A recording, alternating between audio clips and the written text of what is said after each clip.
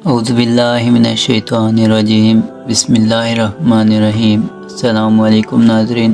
ان دنوں ہند ایک بہت بڑا شہر تھا، چنانچہ سلطان محمود غزنوی نے پشاور سے لے کر ہند تک کے تمام علاقوں پر قبضہ کرنے کے بعد جس قدر اور بت قدے تھے سب کو تباہ و برباد کر کے ویران کر دیا، اور یوں سلطان محمود غزنوی نے ایک طرح سے سندھ تک کے علاقوں پر قبضہ کر لیا۔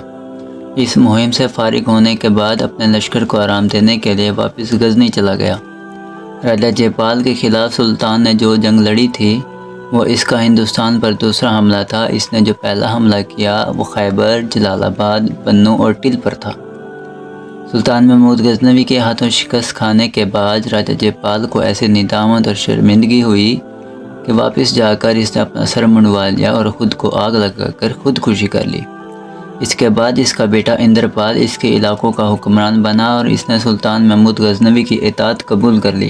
خوشاب، پنڈی بھٹیا اور بہرہ کے راجہ بھاٹیا نے چونکہ پشاور کے قریب لڑی جانے والی جنگ میں اپنے دوست راجہ جے پال کی مدد کی تھی، لہذا جے پال کو شکست دینے کے بعد سلطان محمود غزنوی نے راجہ بھاٹیا کو بھی سبق سکھانے کا عزم کر لیا تھا۔ راجہ بھاٹیا کا مرکزی شہر بہرہ تھا۔ ان دنوں دریائے جہلم کے کنارے ایک بہت بڑا شہر شمار کیا جاتا تھا۔ اس کی فصیل بڑی مضبوط تھی اور مستحکم تھی۔ فصیل کے ارد گرد خندق تھی جسے عبور کرنا کوئی آسان کام نہ تھا۔ سلطان محمود دو اہم مقاصد لے کر بھاٹیا کی طرف بڑھا۔ ایک تو راجہ جے پال کی مدد کرنے پر اسے سزا دی جائے، دوسرا اس کے علاقوں میں جو بت قدے تھے، ان بت قدوں میں جو مندروں کے اندر لڑکیوں کو رکھا جاتا ہے انہیں دیو داسیہ کہا جاتا تھا، مندر کو گرانے کے بعد انہیں رہائی دلائی جائے۔ راجہ بھاٹیا کو اپنی طاقت اور قوت پر بڑا گھمنڈ تھا۔ اس کے پاس ایک بہت بڑا لشکر تھا۔ وہ لشکر کے اس حصے کو جو راجہ جے پال کی مدد کے لیے بھجوایا گیا تھا شکست ہوئی تھی، لیکن راجہ بھاٹیا کی اصل قوت اس کے پاس بہرہ میں موجود تھی۔ اس کے پاس جو لشکر تھا تعداد میں وہ سلطان محمود غزنوی کے لشکر سے کہیں بڑا تھا، اور پھر اس کے پاس سینکڑوں جنگی ہاتھی بھی تھے جنہیں سلطان محمود کے خلاف جنگ میں استعمال کر سکتا تھا۔ سلطان محمود غزنوی برق رفتاری سے سفر کرتا ہوا بہرہ پہنچا۔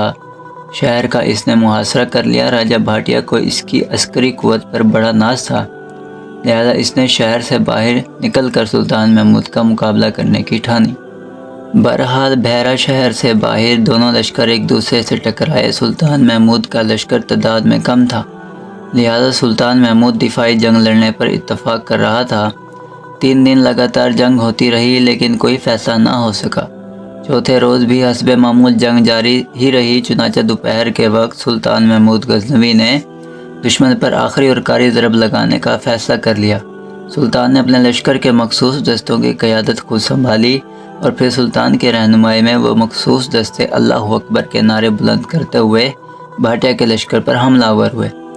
بہرہ پر یہ حملہ ایسا خوفناک تھا کہ راجہ بھاٹیا کے لشکری اسے روک نہ سکے، اور پھر اس موقع پر سلطان محمود غزنوی کے تیر اندازوں نے تیر اندازی تیزی سے جاری کر کے راجہ کے جنگلی ہاتھیوں کو ایک طرح سے بیکار کر کے رکھ دیا، جس کے نتیجے میں راجہ بھاٹیا کے لشکر میں بھگدڑ مچ گئی اور وہ بھاگ کھڑا ہوا۔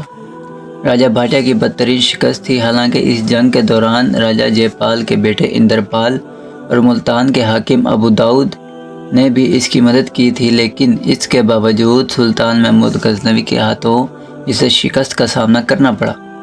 راجہ بھاٹیا جب بھاگ کر شہر میں داخل ہوا تو مسلمانوں نے بڑی تیزی اور سرعت سے کام لیا۔ خندق کو بھر کر انہوں نے شہر کے چند دروازوں پر قبضہ کر لیا، پھر شہر میں داخل ہو گئے۔ راجہ بھاٹیا کو جب یہ خبر ملی کہ مسلمانوں کا لشکر شہر میں داخل ہو گیا ہے تو وہ اپنے محافظ دستوں کے ساتھ شہر سے نکل کر بھاگا اور اپنے مرکزی شہر بہرہ سے لگ بھگ 20-25 میل دور ایک کوہستانی سلسلے میں جا کر پناہ لے لی۔ لیکن محمود اپنے لشکر کو آسانی سے معاف کرنے والا نہیں تھا۔ اس نے اپنے تیز رفتار دستے اس کے پیچھے بھگائے۔ اب راجہ بھاٹیا کو یقین ہو گیا کہ اسے گرفتار کر کے سزا دی جائے گی، لہذا اس نے خود کو ہی اپنے ہاتھوں اپنی زندگی کا خاتمہ کر لیا، یعنی خودکشی کر لی۔ یہاں سلطان محمود کے ہاتھ بے شمار مال غنیمت لگا، اسلحہ، گھوڑے، جنگی ہاتھی اور مال و دولت کے انبار تھے۔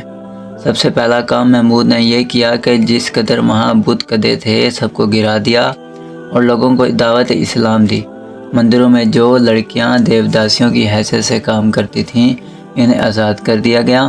راجہ بھاٹیا کے ساتھ جنگ کے دوران چونکہ اندرپال اور ملتان کے حاکم داؤد نے راجہ بھاٹیا کی مدد کی تھی، لہٰذا راجہ بھاٹیا کا خاتمہ کرنے کے بعد محمود نے ان دونوں کو بھی سبق سزا دینے کا عزم کر لیا۔ بحیرہ کے انتظامات درست کرنے کے بعد اپنے لشکر کے ساتھ محمود نکلا اور اندرپال پر حیران کن حملہ کر دیا۔ یہ حملہ اندرپال کو سبق سکھانے کے لیے تھا۔ جے پال کے بیٹے اندرپال نے شکست کھائی، سلطان سے معافی مانگی اور آئندہ کے لیے اطاعت قبول کر لی۔ سلطان محمود نے رحم دلی سے کام لیتے ہوئے اندرپال کو معاف کر کے اسے اس کے علاقوں پر حاکم رہنے دیا، اور جو علاقے اس نے مزید فتح کیے تھے وہاں اس نے ایک شخص نواسہ خان کو حاکم کر دیا۔